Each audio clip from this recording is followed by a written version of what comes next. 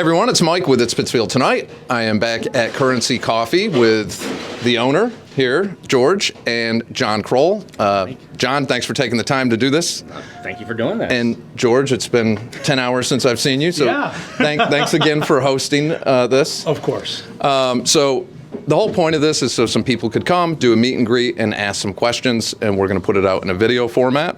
So I'm going to step out of the shop and give George an opportunity as a business owner to ask you the first question, and then we'll go from there. All right. All right. Like a plan. So there you go. Thanks, Mike. Appreciate it.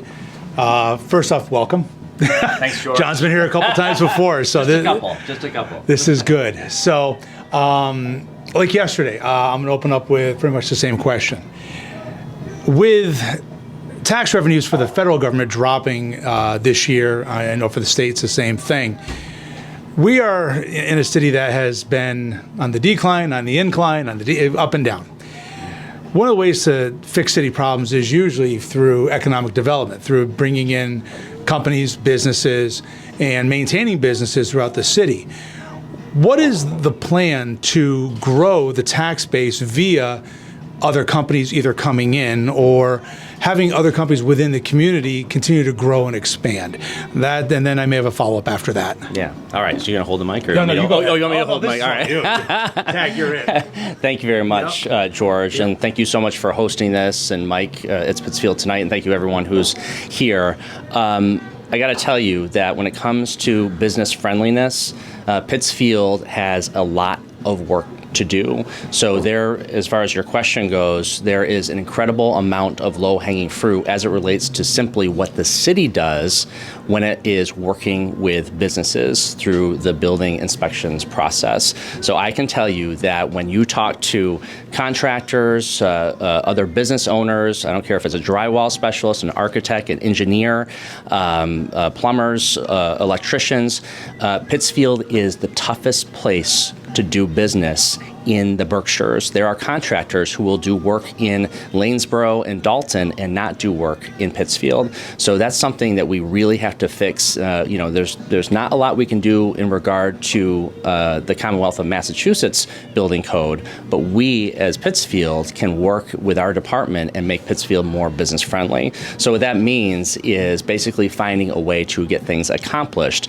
as opposed to putting up roadblocks. And that's what I hear time and time again. So that's number one, as far as that goes. Number two, it's all about we're in the heart of the Berkshires. We are Pittsfield, Massachusetts, and we have not met our potential as it relates to being the hub of the culturally rich Berkshires. So I believe that when you focus on some of the core areas of business, commercial areas, including the downtown, but let's not forget the Allendale Shopping Center and the Underground, which is actually thriving and a model for what can be done throughout Pittsfield.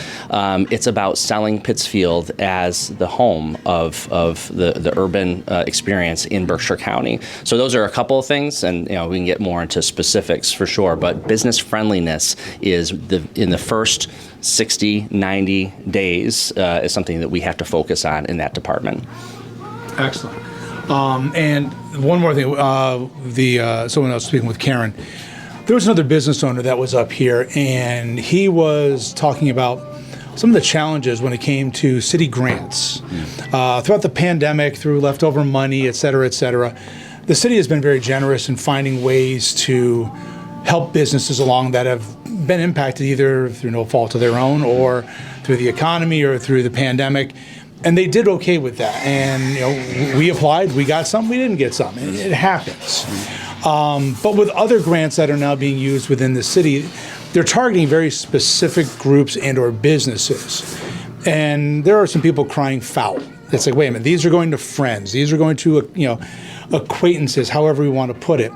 And by the way you're nodding, you're saying you've kind of heard this. Yeah. Yep. I brought up a bit of a solution. It's what another municipality does outside of the state. What they've done is they still write the grants. The city is very, very specific on what they need to do to help and fund businesses that they're looking to deal with. And then what they did, they turned everything over to KPMG. And they divorced the city from the final administration of it because they're like, well, we don't know business. The city doesn't understand, the financials as well. And it also took them out of the favoritism business. And this is a city over in New York that's now doing this. What's your opinion on getting things maybe out of the city hands to eliminate some of this alleged favoritism, and put it in the hands of people that you can then depend on, and if they don't work, you can get rid of easily. So if you expand on that a little bit. Yeah, I mean, that's a really great point, because we're talking about a political world. We're talking about a city that has had a history, and we're not the only one. No. But definitely when it comes down to it, there is subjectivity when it comes to the process. So what you're talking about is having a level of objectivity when it comes to those core business elements. In other words, what's the best bang for our buck when it comes to delivering dollars to other businesses? So that is a wonderful idea. To have a third party come in and look at it. I look at for example, the ARPA dollars, where there was very little true oversight, because there was a quote unquote committee that met in private, that met without minutes being taken, and ultimately that recommendation was apparently made to the mayor, but none of that was really vetted publicly at all, and those decisions for the ARPA dollars were also delivered basically under the full power of the mayor. So some of the grants, again, process that is in place, it could be more objective, and so as far as having I'm definitely open to that, having a third party look at this and come up with recommendations that ultimately have to be, and to be fair, at the end of the day, you can't take all politics out of everything, because when it comes down to it, we have elected officials who are responsive to the people of Pittsfield. So ultimately, they have to make decisions, but it should be vetted with a proper process. And I think that's what we've been missing over the last several years in many facets. ARPA is one of them, and as you said, in some of these grants. So I think we can provide more transparency in that process, and also get to the core elements of business, because people want to make sure that those taxpayer dollars, in many cases, and grants, sometimes it's state dollars, federal dollars, ultimately that gives the biggest bang for their buck to create more jobs, to have sustainable businesses. And I think that's a key thing, because when it comes down to it, you can get a $15,000 grant or a $20,000 grant, be open for 1 year, and what does that do for our community? For example, if it's for our downtown, let's make sure that there's a sustainable business plan in those cases. Your business is a great example of this. I believe in downtown Pittsfield, the businesses that in retail that will succeed in the best way are those that have already created a business model before going to the brick and mortar retail element. So for example, Currency, you have clients, you have customers, their restaurants, their hotels, their doctor's offices, et cetera, you built that business before you went headlong into the retail side of things. So I think that when we're recruiting businesses for the downtown, I would love to find those businesses that have really built their base on distribution, on building a customer base, and then evolving to the retail, because that gives them a better opportunity to succeed. All right, and I'm going to open it up to anybody else, but I do have just two quick things. Here you go. Yeah, so you talked about meetings for the ARPA dollars. That violates the open meeting rules, doesn't it? Not having this being fully disclosed, allegedly. I'm not saying it did, but personally, it looks like that really should have been open to the public.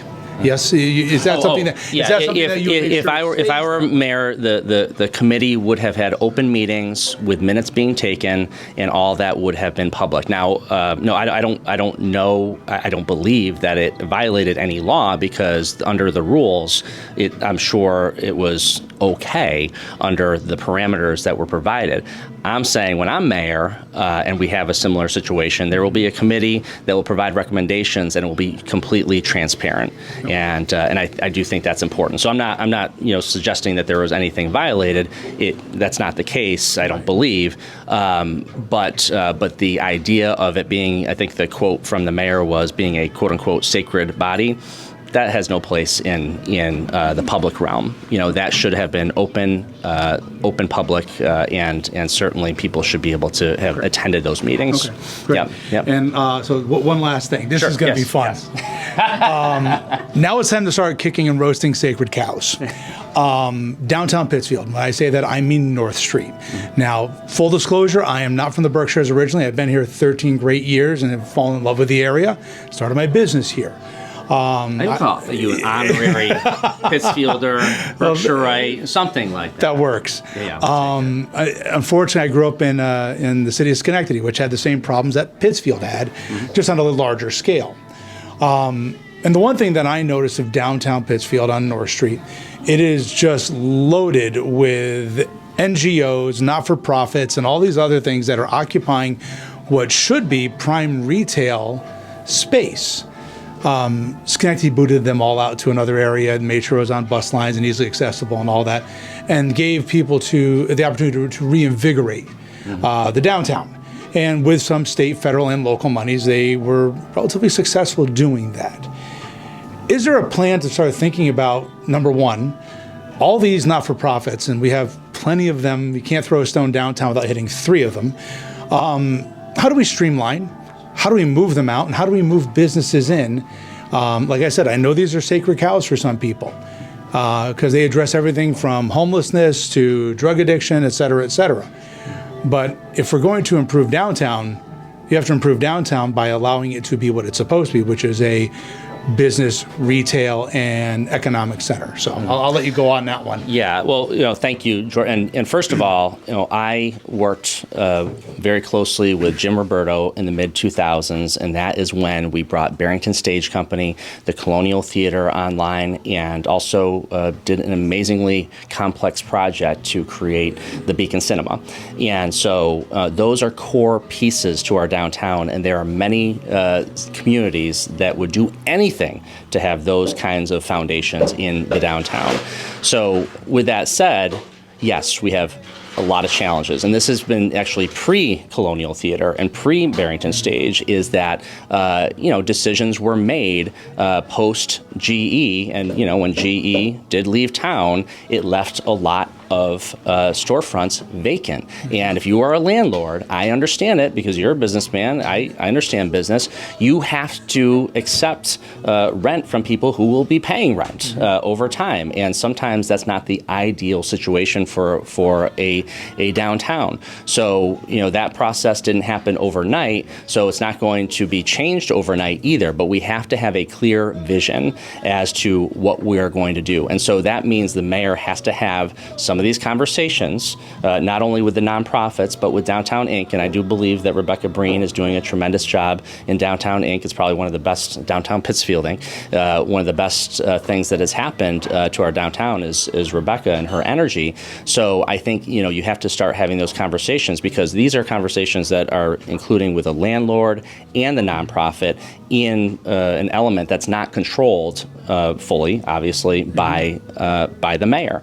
So I think having a vision, and I think we do have a vision from Downtown Pittsfield Inc. that's going to have one that says, yes, it needs to be retail, it needs to be attractions. We need to have a bagel shop in downtown Pittsfield. My gosh, I talked to Bob from Barrington. Yeah, we got some cheers over there for that. Bob from Barrington Bagel has always said, I want to have a second location in Pittsfield. I think now will be the time. And if it's not Bob, maybe it's somebody else, or maybe George Shoemaker goes into the bagel business. No, but those kinds of things. Joshua Needleman, Chocolate Springs. I would love to have a second location in downtown Pittsfield with his chocolate, for example. So we have to start thinking that way and pinpointing those, and those would be kind of perfect individuals, like I said, in that model, with individuals who've already created their business, created their ability to distribute either online or business to business, and then go forward with that retail. So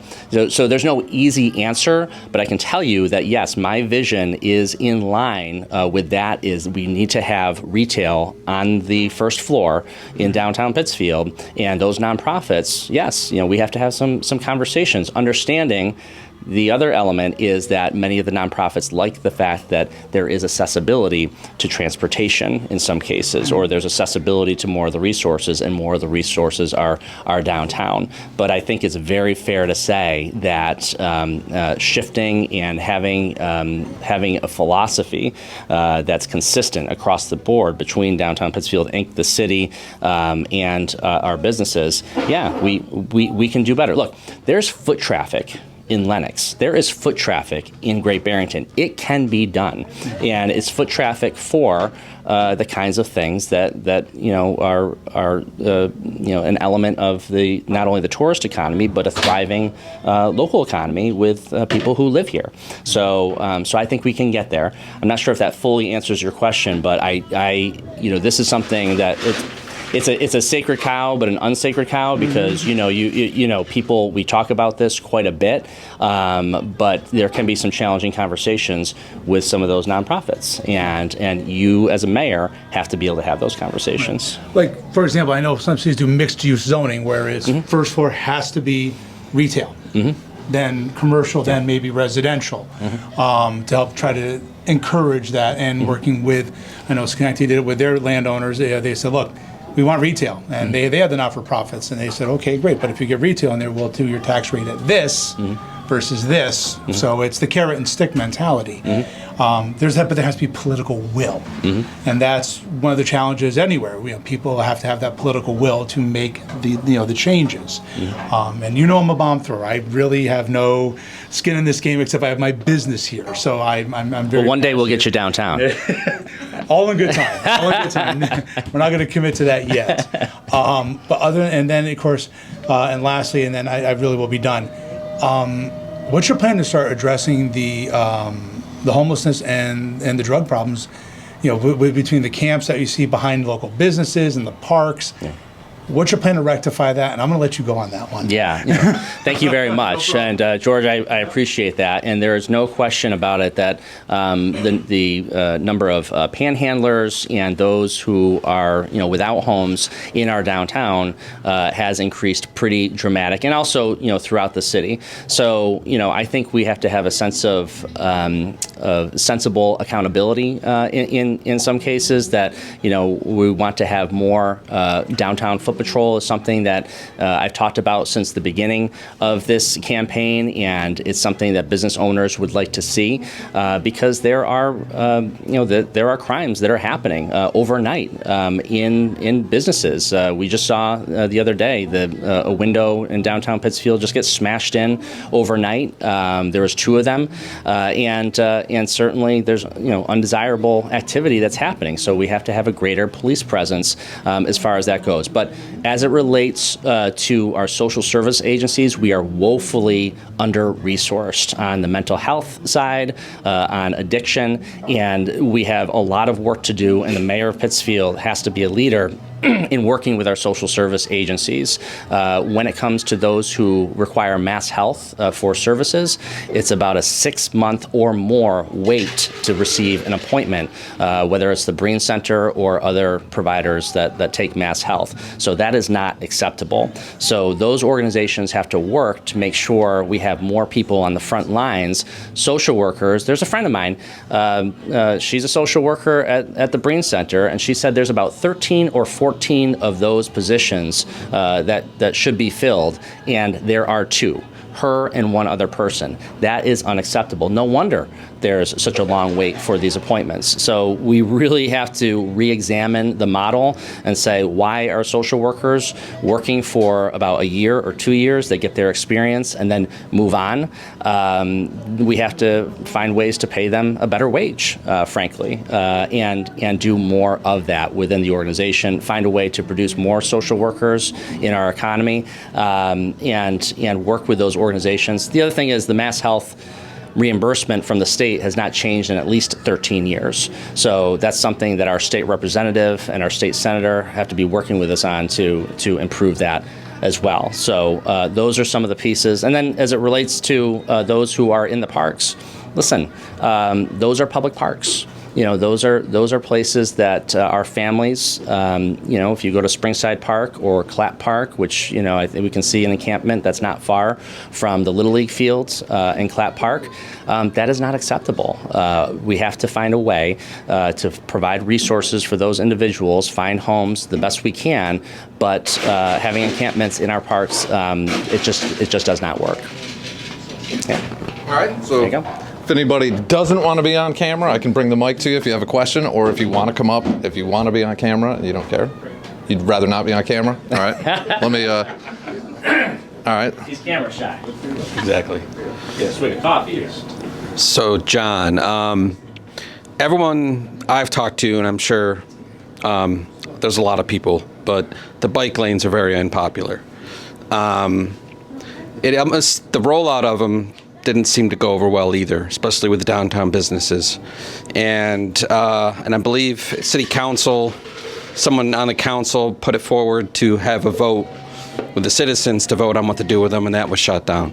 So what could be done differently to keep everyone have a buy-in with what happens in our community, with bike lanes, other things like that, There you go, John. Thank you very much for that question. And yes, often it is said that the rollout is the key element of things. First of all, I can tell you that I've been knocking on doors for, about 12 weeks or so. We've had conversations with over 1,000 people, and we document every single one of those conversations on the doors. And I've knocked on doors many, many times in many, many different campaigns, and I honestly cannot find one thing ever in the history of me knocking on doors that's more unpopular than the current bike lanes in downtown Pittsfield. So I just want to be very clear about that the idea that somehow coming from the bubble in City Hall that the current bike lanes are actually really popular, but it's a vocal minority that's against it, it is not true. People do not like those bike lanes for a variety of reasons. It takes a ton of real estate, valuable real estate, out of the center of our main street. It is very confusing for a lot of people, especially on right-hand turns, things like that. You hear it, but I want to tell you that they are very, very unpopular. So yes, the rollout was not done well. The business owners felt very, very shocked and surprised when they woke up one day and went into work and saw these bike lanes. And so that is a problem. So when it comes to making any kind of major change, whether it's downtown traffic patterns or otherwise, we have to do our diligence. And if it takes knocking on doors in the downtown, we got to do that. A letter or an email just does not do the job. So I've been knocking on doors for just thousands of hours now. When it comes down to it, it's not hard to do that. It's not hard to go into a neighborhood and knock on doors and say, this is the issue. If it's a downtown issue, it's not hard to go business to business and talk to people face to face and say, this is the issue we're having. And this is what we're missing from City Hall. I hear from business owners all the time that, again, I worked for the Roberto administration, and Jimmy, every couple of weeks went into Stephen Valenti's to say, how are we doing? How are we doing? What can we do better? Go into the Soda Chef. See George, how are we doing? What do we need to do better? That sort of thing. And you hear that, and you need to be a part of the community. So definitely, when it relates to the ballot question, it was very, very disappointing that the council, including the council president, did political backflips in order to keep that ballot question off the ballot. There was an idea that somehow it was confusing. It wasn't confusing. It was very clear what the ballot question was asking for. So that's unfortunate because people could have had an opportunity to come out, and it probably would have increased turnout in the upcoming November election. So that is disappointing, but there's no question about that the council did block the opportunity for that to go on the ballot, and that's unfortunate. Anyone else have a question for John? Oh, You want to be off camera? Huh? Do you care? You want to be on camera or off? It's up to you. That's weight, and I'm already pretty heavy. You want me to bring the mic to you then? The camera only adds. Whatever you want. All right. All right. Thank you. 2 pounds. All right. Hello. So currently right now we're located in West Stockbridge, right? Pittsfield has a ton of vacant buildings, empty buildings. We hear about the revitalization. What does that look like for us with limited availability and inventory on buildings in West Stockbridge? What does it look like for someone like us, small company, 8 employees, looking for space? Is there a program to help us with the move? And what does that look like? And how do we access it? Thank you. There you go, John. Thank you very much. I love business owners. Like, how you doing, man? Nice to see you. I think the initial program right now is because, Mike, you said you're in West Stockbridge. There's a reason right now that you're not in Pittsfield.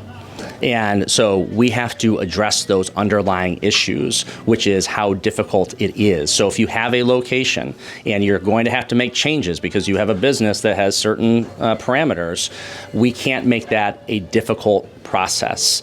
So right now, sometimes what happens is, the business is told, okay, you need to do X, Y, Z. X, Y, Z is done, and then the story changes. and then 30 days later, you find out, okay, now it changes, and you cannot move the goalposts. So we have to do a better job communicating and being able to make sure that we are all on the same page. Because I hear from contractors who are maybe working on $1 million project on the lake. All right, they have a great project, and they want to get it done in 30 days, 45 days. Well, guess what? It's now taking 60 days, because there's another set of parameters. Oh, the windows aren't quite right because, right, exactly. That's a big deal. And that's what I'm talking about. And then, so instead of 30 or 45 days, it turns into 60 days. It turns into 90 days, and then a contractor loses the whole summer because of that. Schedule's out of whack. Exactly. So. Go back. It's not as fluid. We're not producing as many jobs as we could. Yep. And Yeah, it's not good and so when we delay things to a point where, and again, I am not a fan of property taxes. It's the most regressive form of taxation that we have. Unfortunately, in the city, that's one of the major forms of revenue that we have, obviously, is the property tax. So when we are holding up businesses that are making improvements and ultimately adding to the tax base, what that's doing is taking dollars out of our pockets because we're not being able to make those improvements and adding value to those properties and so on and so forth. So when you scale that and you make it, so it's not just one project and you're scaling that over time, over the year, we're losing out on revenue, and we wonder why our taxes keep going up so high. And so the beat goes on. So, the status quo is not addressing this. It is time for a change. We need to make those changes to make our building inspections process more friendly to businesses, more friendly to homeowners. Absolutely. Yep. All right, and you had a question? I'm just curious what you're going to do to make City Hall more accessible to the people in our community. Doors are locked. You can call. Nobody picks up the phone. And also, what are you going to do where people in our community can be more involved in what's going on in our community? Thank you very much. There you go, John. Thank you very much for that question, because when we did the kickoff for our campaign on April 4th, that was the very first thing that I talked about. When you have an accessible mayor's office, and when you have an accessible city hall, that is the core and that is the beginning to changing the entire culture for our city services. So, as was mentioned, City Hall, we have 4 entrances. 3 of them are closed, and they have been closed since COVID, and remarkably, this mayor and this city council has not opened those doors. It is remarkable that is the case. So when people are, and I see it all the time, if I'm at the corner of Fenn and Allen Street, I see people walking up the steps to this day, going up to the front door and knowing, hey, nope, it's locked, you gotta go over to the side. It is absurd. And you may look at that as something that's not as important as some other things, but it is, because it is about the little things. It is about the little things. It's about filling the potholes. It's about fixing the sidewalks. And it's about knowing that you can walk into the mayor's office and ask the executive assistant for a face-to-face meeting with the mayor. Every citizen in the city of Pittsfield should have the opportunity to be able to talk to the mayor, even if it's just a 15-minute meeting, a half an hour meeting, what have you, over time. And I can tell you, how you campaign is how you are going to govern. And right now, I am knocking on doors personally with members of my team sometime, but it's always me who is having conversations with people at the doors, and people should expect that. You shouldn't expect a team going through, dropping literature, and asking you to vote for someone who's not there, asking himself for the vote. So I think that's really, really important. We are going to make this mayor's office the most accessible mayor's office in the history of Pittsfield. When someone calls the mayor's office, a human being should answer the phone. And that was always the policy in the mayor's office. When I worked in the mayor's office, even if you have to be put on hold for a minute, a human being should answer that phone. It should not go to voicemail. So, and as far as getting people involved, I think that is a complete culture shift in the way that we approach things.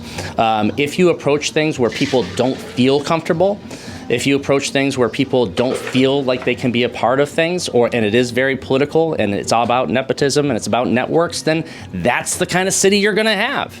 If you have a city that's open and wants to have input from everyone and wants to take everyone's opinion into consideration, and also, importantly, people who are willing to share their time and energy and ideas, a great mayor is the one who's able to cultivate that. Mike Daly, who's a big Pittsfield guy, we should be cultivating everything that he's got to be able to provide great resources for the city. Everyone in this room should have a piece of the opportunity to say, you know what, how can we make our city better? Everyone here. So there shouldn't be any groups or networks that push people out. We want everyone to be involved. So that starts with the shift in culture. That means opening up the entrances to City Hall, and that makes the point where people can actually go into the mayor's office and have a true open door policy. Because if you're going to have an open door policy, quote unquote, you got to have an open door. So that's my perspective.